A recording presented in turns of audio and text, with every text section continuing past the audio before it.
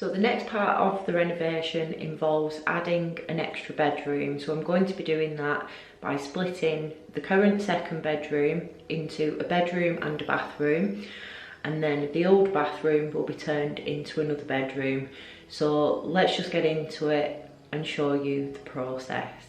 So let me take you back in time to April 2021 when I first got the keys to the house, and this bedroom was pretty minging, to be fair.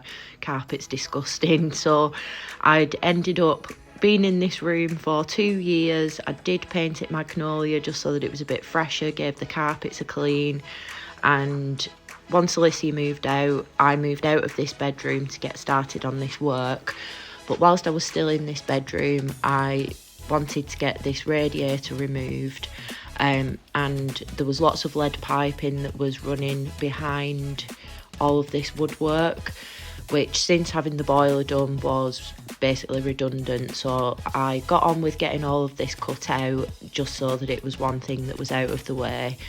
So I used my multi-tool to cut this. Anyone that's worked with lead know that it's actually really thick and heavy, so it took me a while to get through it even with the multi-tool, but it did cut through it easy enough, and I was able to get all of this pulled out. I actually had quite a bit of scrap metal from this room, so I did actually save it and take it to the scrapyard and cash in on it. Lead has a really good scrap price, and because it's so heavy you do get a decent amount for it. So if you are removing metal from your home, it's well worth visiting your scrapyard. It can be a bit daunting if you don't know what to do, so just give them a call beforehand, say I've got some scrap, ask what the process is, and they will talk you through it. I actually made a short video on all the stuff that I took to the scrapyard and how much I got for it, so I'll try and pop that on screen so that you can take a look, but it was well worth a visit. So once I had all of the lead pipe work removed, I got on with installing the new radiator. So because the plan is that this room is going to be a lot smaller, the radiator didn't need to be as big. I worked out sort of like the rough area size of the room and went online to find a BTU calculator, which basically tells you the output the radiator needs to have for the size of the room. I will drop down a link to one of these calculators in the description so that you can take a look if this is something that you need to do. So once I got the radiator on and I was looking at the pipe work, I came across this white stuff under the floor, which I didn't know what it was. It was something that I'd not seen before, so because this could have been asbestos, I decided not to go near it and I got an asbestos check done. So whilst I was waiting for the company to come out to do a full asbestos check on the house, I halted work on this and carried on with doing some other things. So I wanted to switch the door around the opposite way, so I got on with doing that.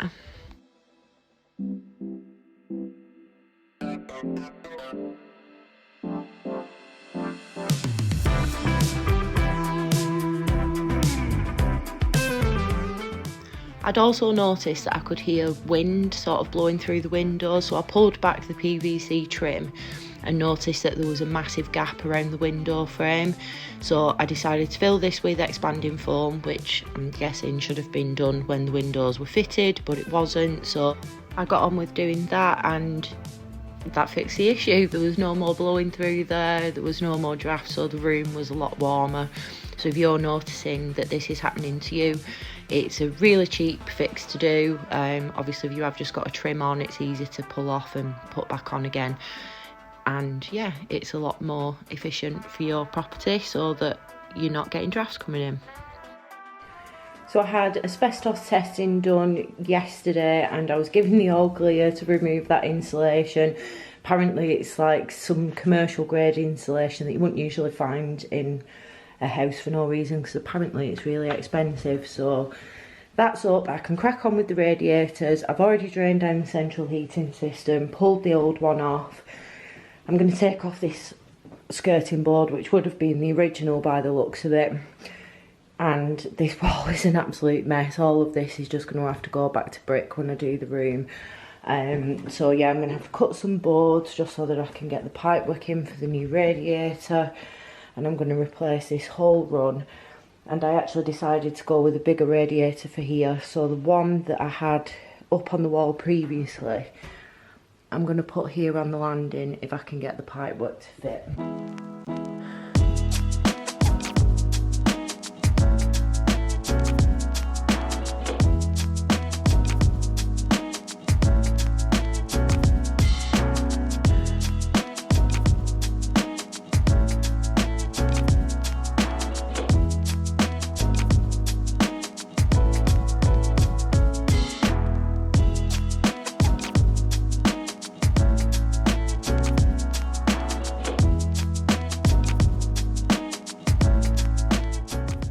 So it's now September 2023, and as Alicia's moved out, I've now been able to move into her bedroom, which means I can fully get on with splitting this bedroom. So the chimney's ready to come out, the stud wall's ready to go up, a doorway's ready to go in for the new bathroom. And it started off by taking out the old wardrobes, which generated a lot of wood, which did get burnt on the wood burner in the vast part of things. There was the job of knocking back all of the plaster, so that it was just a bit easy to get the chimney out, and just basically demolishing this room. All of this side of the house has this damp membrane on it, which is a bit of a bugger to get off. And this was quite a long, drawn-out process. I know I'm going to get people saying to me now, you should have been wearing a dust mask, which I don't think I am here. I have been pretty bad with PPE, to be fair, and it was only when I was doing really dusty stuff that I actually wore one, but I always noticed I'd get really bad headaches from doing stuff like this without wearing a mask, because it was just sort of like getting stuck in my nose and my throat.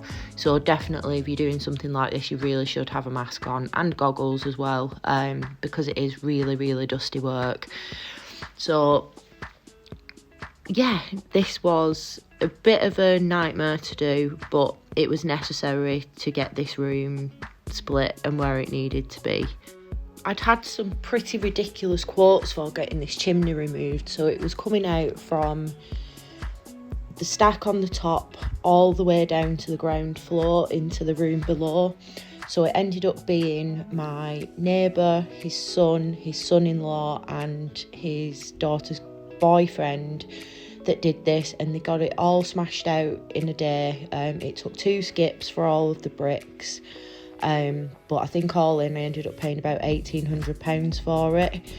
So next I am creating a doorway into the new bathroom. So I'd got the frame built up and the studs need to be cut out for that, and I just sort of marked off whereabouts this was going to be split and put some tape on the floor, so I got an idea of how much space the bath would take up. So these are like old school studs. The house was built probably around 1900, so I don't think they were that bothered about measuring stuff out back then. So it was just a case of cutting out kind of whereabouts I needed the door to be, adding some extra framing, and getting it fit in basically. So this was a bit of a test to do, and I had to sort of take into consideration adding in a few extra bits of stud work for plasterboard and things like that. But it was crazy like how big upstairs felt by having like that wall pretty much down with just the studs. And at this point the house was so dusty because it was pretty much all back to brick and an absolute mess.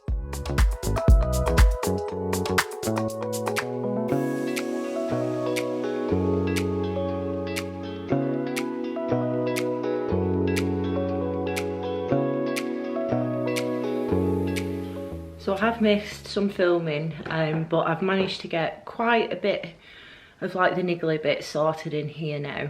So I'll just show you where I'm up to, because today I'm going to be doing the stud wall, which I'm really excited about. I've rerouted the radiator pipe work, which now just runs straight along here and drops down in that corner into the room below. I need to finish off doing the radiator pipe work for in the bathroom. So that's going to come up here with a towel radiator. There's still some floorboards that need sorting out in here, but they'll get sorted once I've finished doing the pipes. I have put some mesh, which is like the damp stuff that I'd already ripped off all of these walls, behind where the cavity is for the chimney, because there isn't actually a cavity in between the outside wall and the inside wall. So you can just see up at the top the mesh there. I've then studied it out and put in some of this insulation.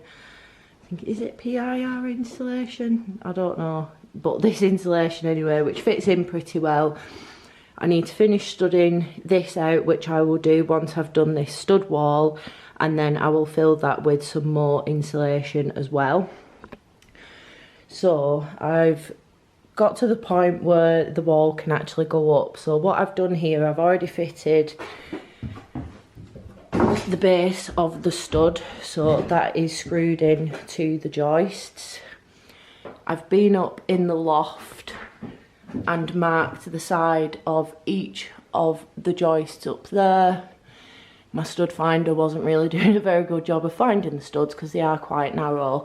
So with this, like, I can just extend these out so that when it comes to boarding the ceiling, I can see exactly where the studs are. So because I'm going to be doing this on my own, I've put up a guide so that I can get that top stud going across level.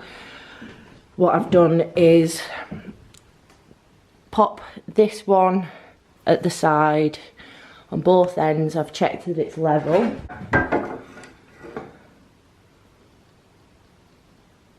It's not bang in the middle, but it's pretty good. So I've done that on both sides. Another little piece up here so that I can rest the stud up on the top as I'm fixing it. So that's on both sides, so that can easily be held in place, as obviously I won't have someone else holding it for me. Theoretically, I think that this should work, and I'm hoping that I can actually get this wall up today. It's 11:15. I do have someone coming to price up for core drilling through for the drain, so hopefully they won't disturb me for too long. So now I'm going to get my earphones in and get this wall up.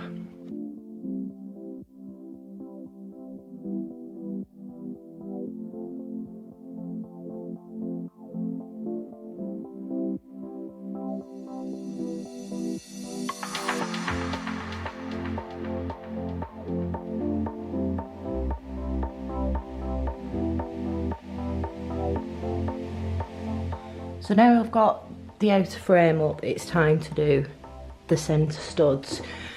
So I think the easiest way for me to do this, these are to be placed at 40 stud centres, so 40 centimetres, 400mm, whichever you prefer to say.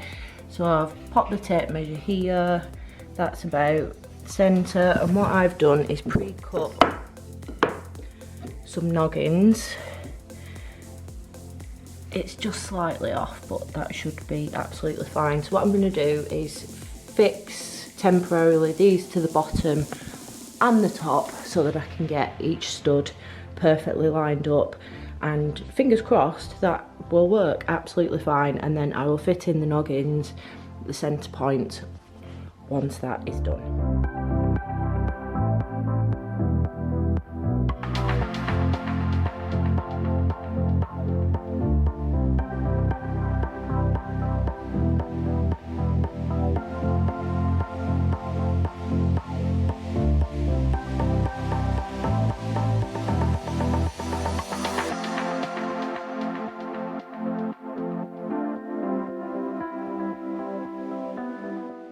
So whilst doing the stud work, I noticed that the ceiling was really off level.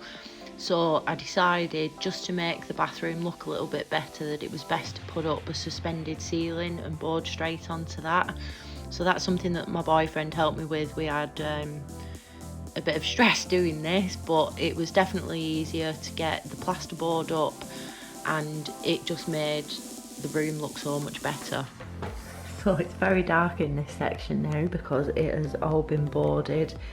There is some gaps in between the plasterboard. The floor is completely out of level, so when we were putting those up, it was just like not straight, and they are really heavy boards. But I do need to make an adjustment to this door frame because it's just sticking out a little bit too much on this end, so it just needs pushing back.